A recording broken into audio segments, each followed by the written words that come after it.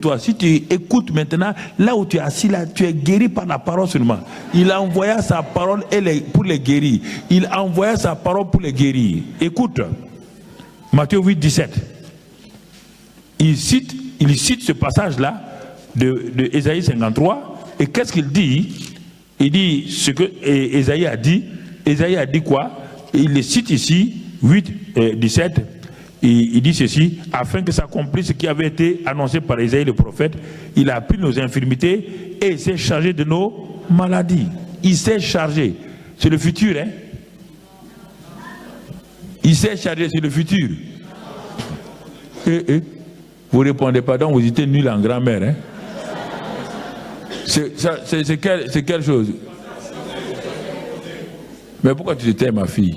Il faut ouvrir ta bouche pour parler. C'est quel temps? Ah bon, ok.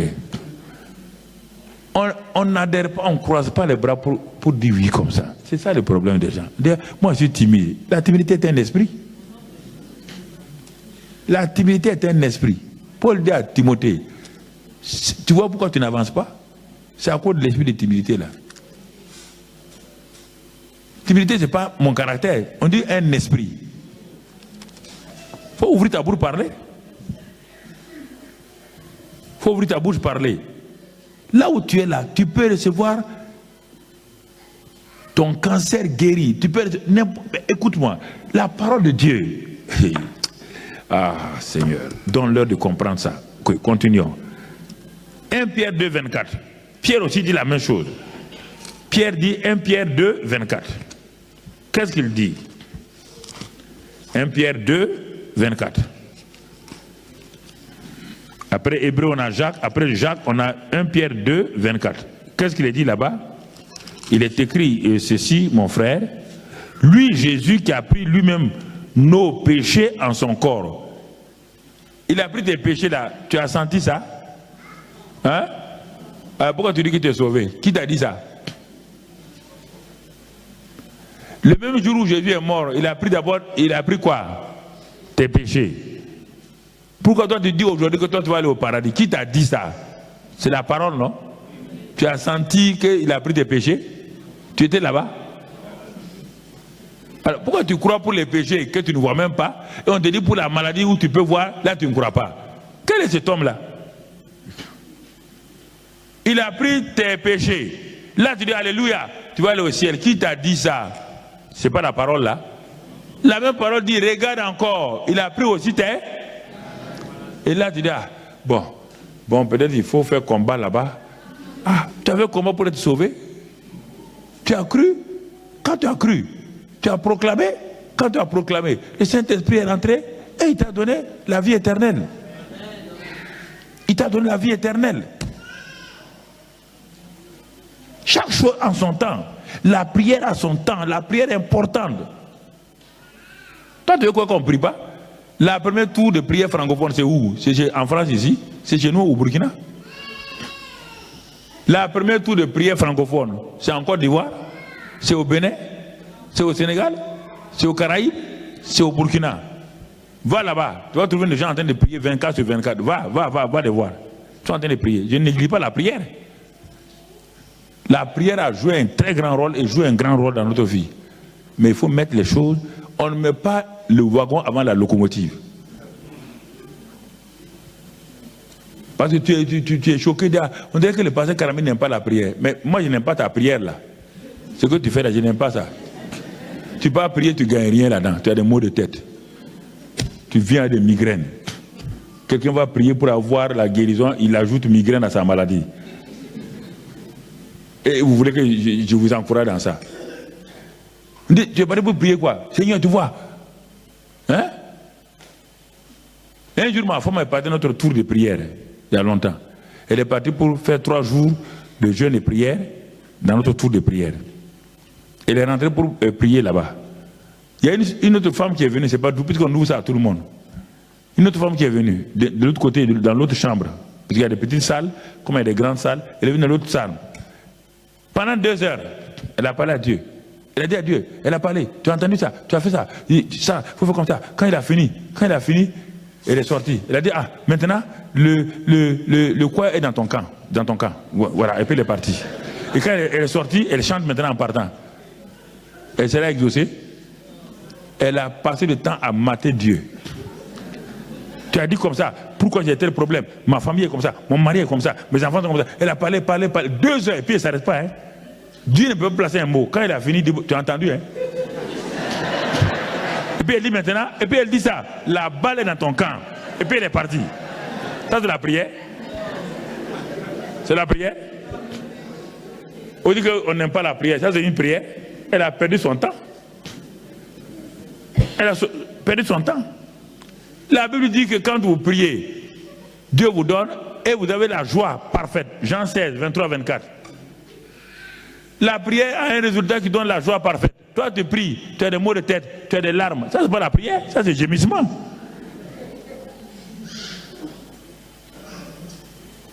C'est gémissement. Les gens, ils veulent tout résoudre par la prière. Pour un petit problème, pasteur, il faut prier. Non. Pasteur, il faut prier. La prière ne résout pas les problèmes. Assois-toi et regarde la Bible. Qu'est-ce que la Bible dit sur ton problème? Ne fais pas comme cette femme-là.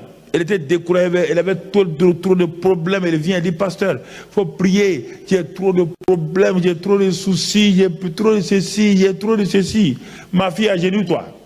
Mais ça, je dis, ah, le pasteur va prier aujourd'hui. Va prier pour moi. Père, au nom de Christ Jésus, ta fille ne veut pas de problème. Qu'elle meure maintenant.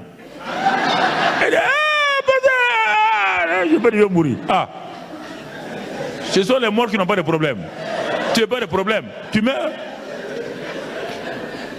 Elle s'est levée, elle est partie vite. Elle est partie rapidement. Tu as déjà vu quelqu'un sur la terre sans problème? Moi-même qui prie là, j'ai problème. Ah. Non. Hein? Elle est partie rapidement. Dis, mais c'est un pasteur, il veut me tuer. Mais tu ne veux pas de problème. Un homme qui n'a pas de problème, c'est un homme mort. Il n'y a pas cet homme-là. Jésus avait des problèmes partout. Tout le monde a problème. Seigneur, il est écrit que Jésus lui-même a pris mes infirmités et s'est chargé de toutes mes maladies. Je n'ai plus besoin de les porter. À cause de cela, puisque Jésus a pris mes maladies, il a séché de mes infirmités, et par ses meurtrissures, je suis guéri. Seigneur, je crois à cette parole. Je m'appuie sur cette parole. Cette parole qui ne ment point.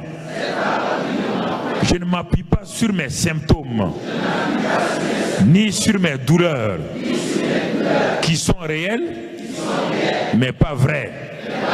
Ce qui est vrai, c'est la parole.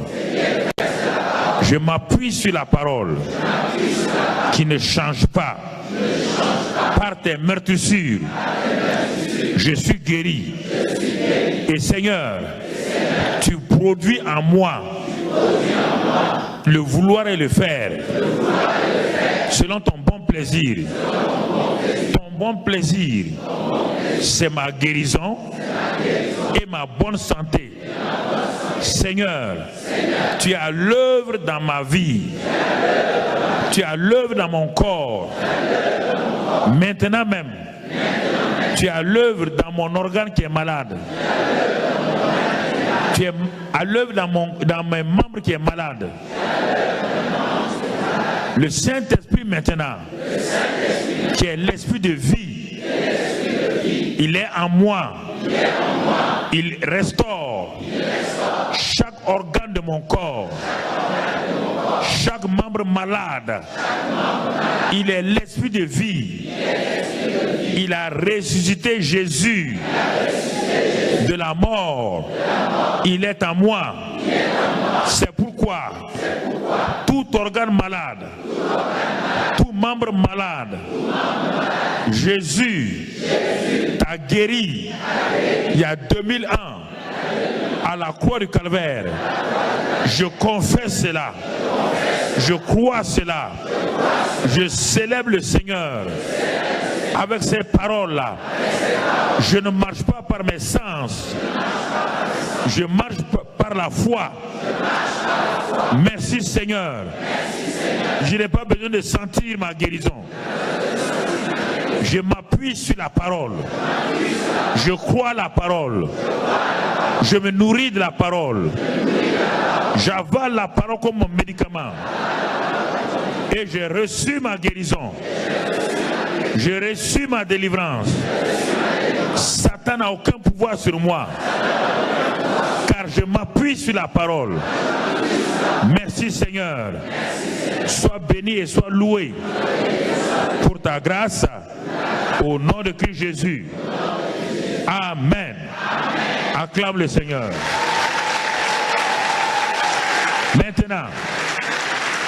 Maintenant, il nous reste quelques minutes et puis on va arrêter parce que bon, demain il y a les cultes partout et puis ils doivent nettoyer sûrement l'église ici. Donc, il a donné son fils. Il dit maintenant, Romains 6, 5 toujours, verset 9, il dit mais après avoir donné son fils, comment va-t-il te refuser? Et Romains 8 il reprend ça. Il t'a prouvé. Il dit mais regarde ce que le père a fait avec son fils pour que toi tu sois en bonne santé et tu refuses ça. Regarde ce qu'il a fait. Après avoir guéri, regardons ce qu'il a fait.